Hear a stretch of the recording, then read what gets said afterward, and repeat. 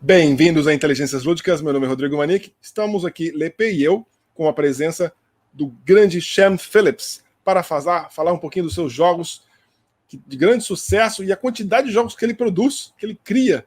Vamos ver aqui como é que vai ser a entrevista? Hello. Hi, Shem. Welcome. It's good to have you here. And have you been to Brazil before? no, never. But my friend Fabio keeps telling me to come over all the time. So maybe one day we'll see. Hope so. People really like your games here. As you may know, lots of games being released here. Yeah, that sounds great. Okay, so Shem, your games are here are very welcome, right? In Brazil, Latin America as well. How long have you been playing board games? So I grew up playing like the classic kind of games, like Cluedo and cards and Monopoly and all that. So I didn't actually get into the hobby kind of scene till I was like early 20s maybe. So yeah, my main experience is just as any kind of, I guess, normal person, just playing card games, playing Uno and all that kind of stuff as a kid, really. But I always loved playing games. So. Okay, I found this on the web for her. So I said my Siri thinks I'm trying to talk to her. Okay. It's like, what is that? Yeah, sorry. Okay, no problem. When did you realize you were more than a gamer? You were actually a game designer. Oh, that's a tough one. I actually started designing my first game before I even knew about the hobby market at all. So I guess I'm a creative person by nature. So I liked playing games. I wanted to make a game. It just kind of made sense to me, I guess. But it wasn't until I really discovered all these modern games that's when I was like, oh no, I really want to keep making these kind of cool games that are very popular at the moment. What was the first game that you designed? And you created your own game publisher. No? You became a game designer and a publisher at the same time? Yeah, I did. What was your first game? So it was a little family kind of roll and move game called Linwood. So it's I would never publish it now, and probably wouldn't publish most of my early games. But early on, I was doing it just as like a hobby. So I was doing very kind of simple games, lots of card games, that kind of stuff. Things that I knew I could produce on like a low level or low quantities. Yeah. I think your first released game was back in 2009. Yes. Yeah. How was the board game scene back in 2009 in New Zealand compared to now? So I didn't even know about it. That's the funny part. But after making one of my games, someone heard about it, I guess, and invited me along to a local board game convention. So it's called Wellicon, which is now our biggest one in New Zealand. It gets about 800 people. And it's very focused on just playing games, not so much about selling games and that kind of stuff. But back then it was like maybe 50 to 100 people in a small little community building. That's kind of how I got into the local community. But it's really, really grown, especially in the last like 5 years. It's slowly becoming more and more popular in New Zealand. We're starting to see little articles here and there on the news and in the papers.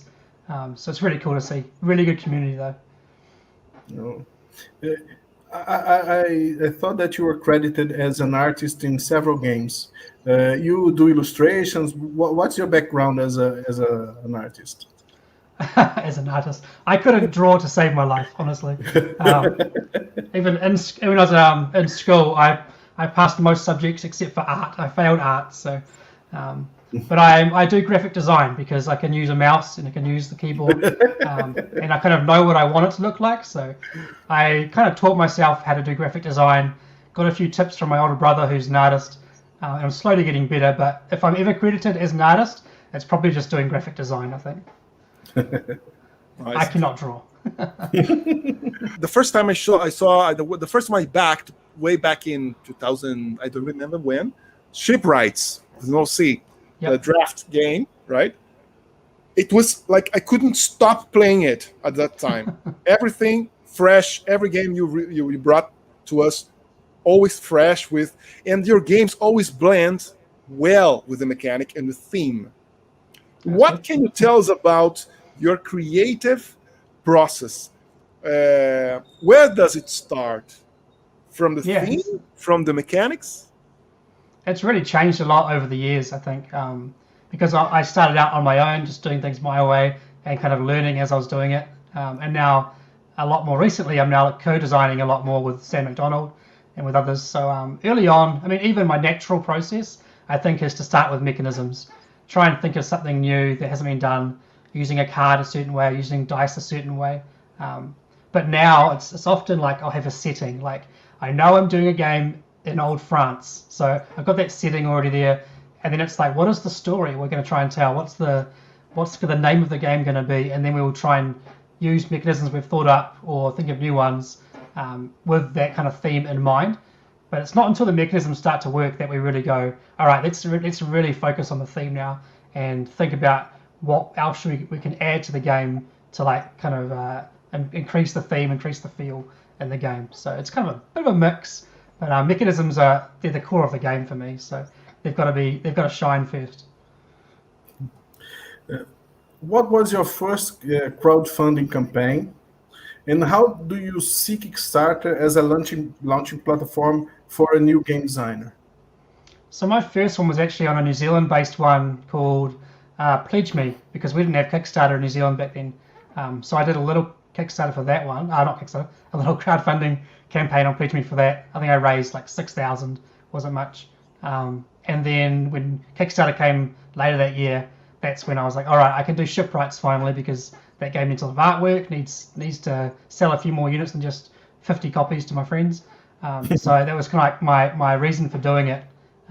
And more recently, we've kind of thought about going away from Kickstarter. We've tried it a few times with some of our expansions and other products, but it's such a good marketing tool. That's the thing. It's not so much about trying to get the money to raise enough money to get your product made. It's about getting the exposure and letting people see your games. So for a first time publisher or designer, it's tricky, I guess, because you've got to stand out. I'm, I guess, privileged that I don't have to like work so hard to get noticed on Kickstarter. So yeah, I honestly don't know how it must be for new ones now, but you've got to do a lot more work than I probably had to do when I started. I think Shipwright said no videos at all on my campaign, so that shows how long ago it was, and it's still funded. So. Shipwright, it was a card game in a small box. Yep. How's the challenge to make games bigger and bigger, but with more components, but make them to fit in a Shipwright's box? Oh, it's a challenge. Definitely, yeah. I think Paladins was the one that kind of tipped it over the edge that most we have issues with. So I think in the future, if we need to, we're going to make the boxes slightly deeper, but keep that same kind of square shape, just so they look nice on your shelf in a line. But it's definitely a challenge. There's times where I'm like, how the heck would I fit what Sam's thinking of for these player boards into that box? So yeah, good fun. Going back to the Kickstarter, you had your company in New Zealand. You have a public that you knew. How was the challenge to reach worldwide public and deal with the logistics? Did you have any kind of professional background in the area, since you already had a publisher? How was to upscale your operation to reach the public that you reached? Well, I had no idea what I was doing. That's the short story. So my kind of plan going into Shipwrights was I'm going to print 500 units. I'm going to send them all to New Zealand. Then I'm going to ship them out to people from New Zealand, which is a stupid idea because it would cost so much money. But that was my plan. I thought if I print 500, I might sell 200 maybe. And then when it kind of blew up and got lots of attention, that's when I had to start thinking on the fly. And fortunately, I had a few people contact me and give me some advice and point me towards certain companies that could help me out with ocean freight and fulfillment. But I was always like a week or two behind where I should have been in that campaign, trying to play catch up. And I made a lot of mistakes and it cost a lot of money, but it was a huge learning experience. And then we were able to build on that for future ones. Did you expect to reach that broad public that you reached? No, that's what surprised me. I had no idea that people actually went to Kickstarter to buy games. I thought it was just something that you could put your game on and then send people to go buy. But people actively browse Kickstarter to look at games. So I had no idea that was a thing. So I was very surprised. Raiders was nominated for the Kennerspiel. Yes, okay, right? Yep. The most prestigious award for a board game. Did it surprise you? Oh yeah, definitely. I never even anticipated that being a thing. I think I just saw on Twitter that it popped up that I got tagged. Suddenly there was like close to 100 notifications for some reason. So that was a huge surprise for me. Was never expecting that to happen. So that's a big effort to Schwertcraft, the German publisher, for making that happen. So just they're kind of pushing the game out there into the German market, because the game has to be released in German. So I couldn't do that by myself. But yeah, it was huge. The kind of the attention that nomination gives you worldwide is massive. Yeah. And I remember I got my copy in English, right, with the coins and the first time, right, I remember, if I'm not wrong, and I was playing a lot that game because I loved the first the draft, then the second one, the meeple. You have to put it there, and then you do what you have to do, and then you have to pick it from another place, and then came the expansions, and then when it was nominated before the expansion, it was like a cheering for my soccer team, I was cheering up because I was really happy because it was nominated. We played a lot. And now, changing a little bit, there's a game that's a huge box, right? With one of I love Vikings in the theme, and but I also like giant robots. And now I would like to go a little bit to a game called GKR, Heavy Hitters franchise. When you come and bring new things to the game, such as the turrets, center guns, translucent holo card, holo board tags, support units. How did you enter that game? That was a lot of fun because I work about probably an hour's drive from Weta Workshop here in New Zealand. So for those who don't know Weta Workshop, they're the kind of creative team behind all the costuming and armor of like Lord of the Rings trilogies and Ghost in a Shell and various other ones. So they're very talented, huge team of creative people. But they had this game they're working on with Cryptozoic, basically they created this IP of these kind of big sport type giant robot attacking kind of thing, event thing happening. And they brought me on to basically pick my brains for Kickstarter and how they might go about kickstarting their game. And their kind of brief was that they wanted to take this 2-player game that had been developed for them and make it into up to a 4-player game. They wanted to add stretch goals and expansions and all sorts of extra stuff. So I was basically just brought in to think up random ideas, take their ideas and workshop them and craft them, run playtesting sessions and all sorts. So it was actually a lot of fun because I didn't have to worry about being so invested in the design of the game. I could purely come from the outside and just think, how would I make this game better? Yeah, it's really cool. A lot of fun. Yeah, I was going to ask you another question as well, but for example, because how can you make that game, that's a huge game, even better? Because with the expansions, there was one that came in the black box as a stretch goal, lots of with new, and then came another one, the Wasteland, Urban Wasteland, another one that you made. Actually, one of them is inside here, and the other one's there because a huge box doesn't fit everything. Yeah, it's massive. Okay, very nice. Vai lá, Lepe. I want to make you a different question then. Your game is released in English. You said you had to publish it in German. We had your games in Brazil in Portuguese. In how many languages have your games been translated? Do you have an idea? Quickly look at my email. I've got about 3, 4, 5, 6, 7, 8, 9, 10, 11, 12, 13, 14, 15, 16, maybe 16 to 20-ish. Not every game is in every language, but Yeah, there's probably about 16 or so different languages that we have various games in. So quite a few. Which one of your games is your favorite game? If you had to pick one, you could only play one of your games. Which one would you pick to play?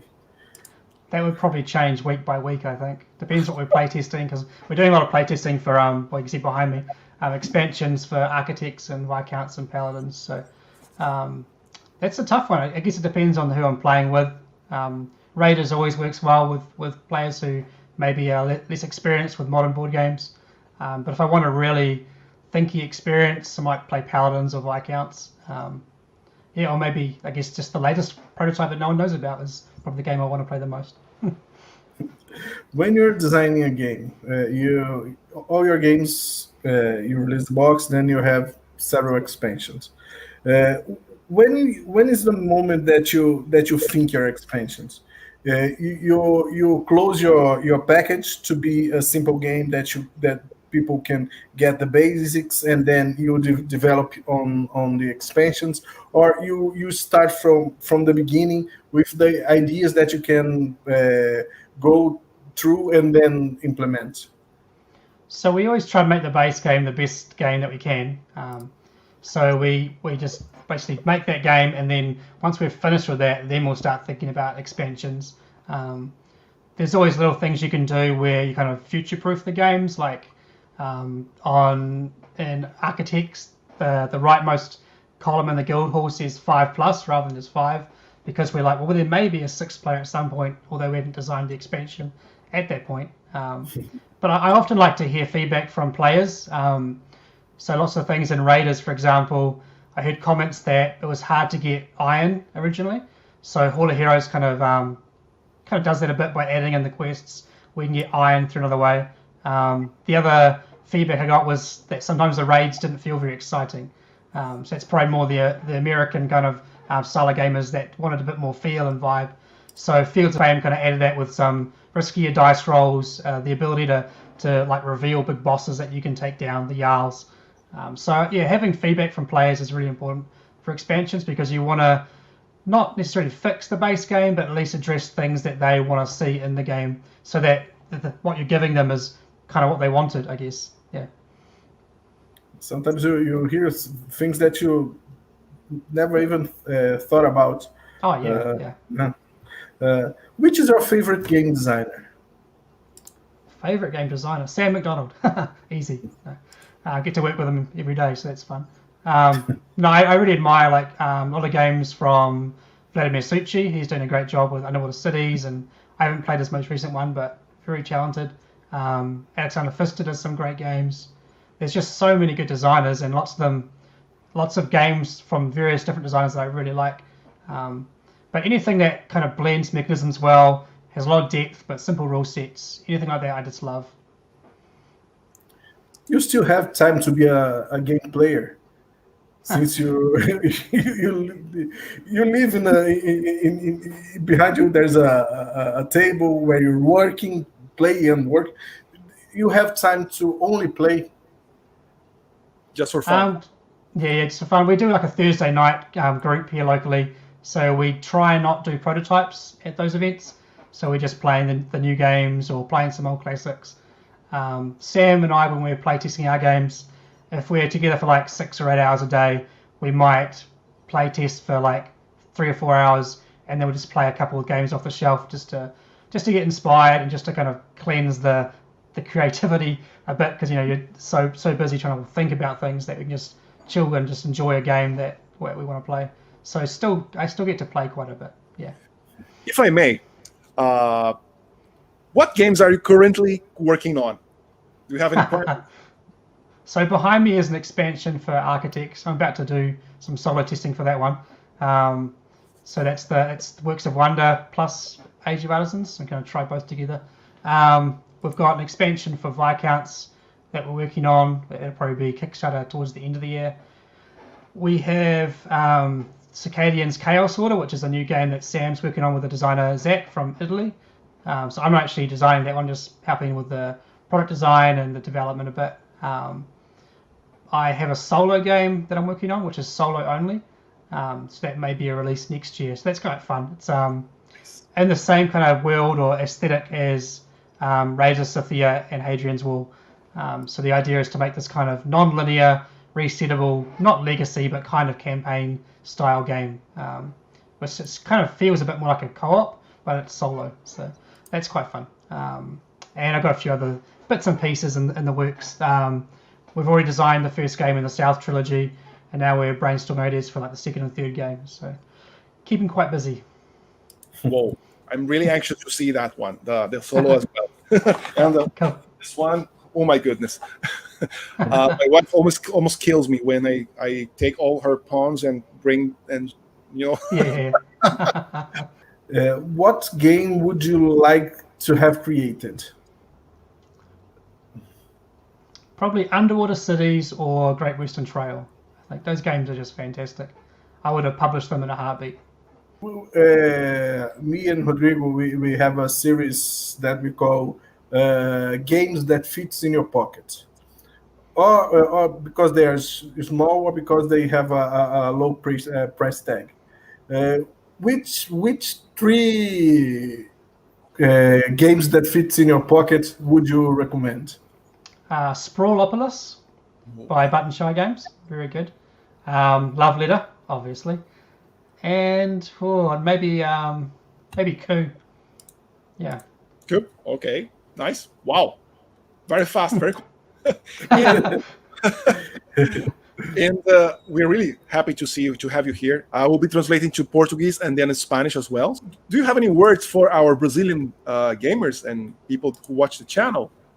Thank you so much. Yeah, thanks so much for your support. It's just it still kind of blows my mind that people across the Pacific are still, the other island far, far away are playing our games. It's crazy to think that, I'm just making these little games in my house in little small New Zealand, and they're getting played around the world. So thank you for your support. It just means so much to me, really. Shem, I would like to thank you very much for your time with us and for bringing such nice, cool games. Thank you. Thanks for having me. It was a pleasure, and you were a very delightful person to talk to. Although the accent is a little bit different, you speak slowly, and it was a very, very good time to spend with you. Thank you very much. Thanks. Thank you very much. Galera, Mr. Shem Phillips está aqui conosco, trazendo um pouquinho do seu mundo, sua criação, como ele faz os jogos maravilhosos, que todo mundo já conhece aqui no Brasil.